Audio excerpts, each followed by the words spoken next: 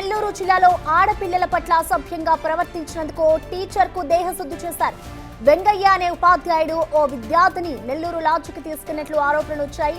విషయం తెలుసుకున్న స్థానికులు బాలికను లాడ్జి నుంచి తీసుకొచ్చినట్లుగా తెలిపారు. మిగతా విద్యార్థిని తల్లిదండ్రులు టీచర్ను నిలదీయక నీకు చెప్పాల్సిన అవసరం లేదని సమాధానం చెప్పడంతో దేహశుద్ధి చేశారు. మధ్యలో వెంగయ్య తప్పించుకొని గోడ దూకి పారిపోయాడు. వరికుంటపాడు మండలం తూర్పు బోయమడుగు గ్రామంలో ఈ ఘటన చోటు చేసుకుంది. వేసవి సెలవులు కావడంతో ఆ విద్యార్థిని కుటుంబ సభ్యులు ఊరు వదిలి వెళ్లినట్లుగా స్థానికులు చెబుతున్నారు.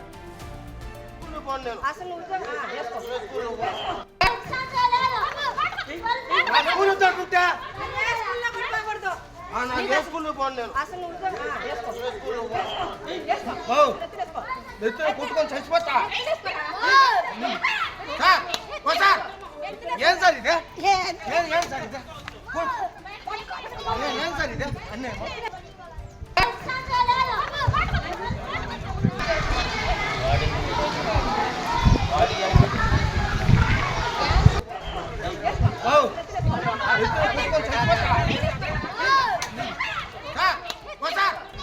ఏం సార్ ఇదే ఏం సార్ ఇదే తూర్పు బోయమడుగు పాఠశాలలో విద్యా కమిటీ నెంబర్. నేను ఈరోజు వెంగయ్య సార్ అనే అతను ఎస్టీ అమ్మాయిని ఒక అమ్మాయిని తీసుకొని పోయి గందరగోళం అయి ఉంటే మేము పేరెంట్స్ అడగడానికి వెళ్ళాము. వెళ్తే మీ పాపం దేశం పోలేదు సంతోషించండి అని మా మేము కలబడి మమ్మల్ని ఇనప రాడ్లు తీసుకొని పొడవ పోయేసరికి గ్రామస్తులందరూ గలబా చేశారు. అతను పరారయ్యాడు.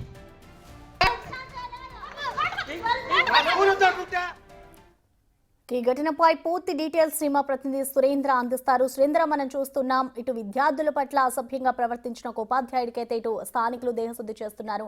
అసలు దీనికి సంబంధించి ఘటన ఎప్పుడు వెలుగులోకి వచ్చింది? ప్రస్తుతం అసలు స్కూల్కి సంబంధించిన ఉపాధ్యాయులు ఏం చెప్తున్నారు ఈ ఘటనపై? ప్రసన్న, వరికుంటపాడు మండలం తూర్పు బోయమడుగు గ్రామంలో ఇంగ్లీష్ టీచర్ గా పనిచేస్తున్నటువంటి లోకస్థాని వెంగయ్య అనే వ్యక్తికి స్థానికులు అయితే దేహశుద్ధి చేశారు.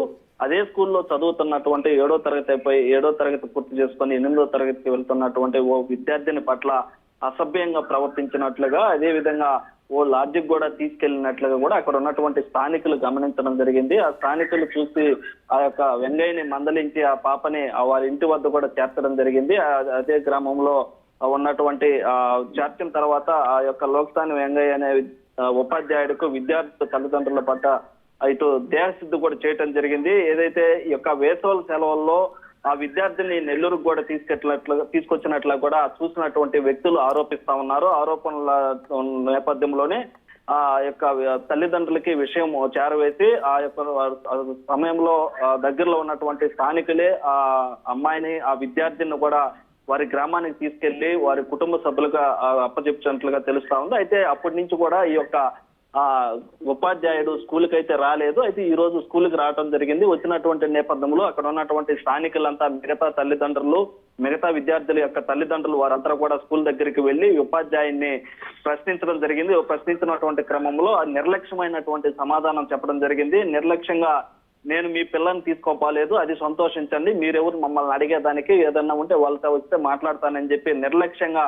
అక్కడికి వెళ్ళినటువంటి వారి పైన కూడా పరుష పదజాలంతో కూడా మాట్లాడారని కూడా స్థానికులు అయితే ఆరోపిస్తా ఉన్నారు. అయితే ఈ నేపథ్యంలోనే అక్కడ ఉన్నటువంటి స్థానికులంతా కూడా కలిసి ఈ యొక్క ఇంగ్లీష్ టీచర్ వెంగయ్య కూడా దేహశుద్ధి చేయడం జరిగింది. దేహశుద్ధి చేసినటువంటి క్రమంలో అక్కడ ఉన్నటువంటి ఆ వెంగయ్య కూడా గోడ దూకి పారిపోవటం జరిగింది. అయితే ఈ విషయం పైన కూడా ఇటు మనస్తాపం చెందినటువంటి ఆ కుటుంబ సభ్యులు, విద్యార్థిని యొక్క కుటుంబ సభ్యులు ఆ విద్యార్థినితో పాటు ఈ యొక్క మనస్తాపం చెంది ఆ గ్రామాన్ని కూడా ఆ ఊరిని కూడా విడిచి వెళ్లిపోయినట్టుగా కూడా ఇటు స్థానికులు అయితే చెప్తున్నారు. అయితే ఇటు మొత్తం మీద కూడా ఇలాంటి ఘటన చోటు చేసుకోవటం పైన కూడా ఆ యొక్క ఉపాధ్యాయుని పైన స్థానికులతో పాటు పలువురు ఆగ్రహం అయితే వ్యక్తం చేస్తున్నటువంటి పరిస్థితి ఉంది. అయితే ఈ యొక్క ఘటనకి సంబంధించి ఈ యొక్క విద్యాశాఖ అధికారులని వివరణ కోరడం జరిగింది. కోరినటువంటి నేపథ్యంలో దీనికి సంబంధించి మాకు ఇంతవరకు అయితే ఎలాంటి ఫిర్యాదు రాలేదు. ఫిర్యాదు వచ్చినటువంటి నేపథ్యంలో ఆ ఉపాధ్యాయుని పైన చర్యలు తీసుకుంటామని చెప్పి కూడా ఇటు విద్యాశాఖ అధికారులు కూడా చెప్తున్నటువంటి పరిస్థితి ఉంది. అయితే మరోపక్క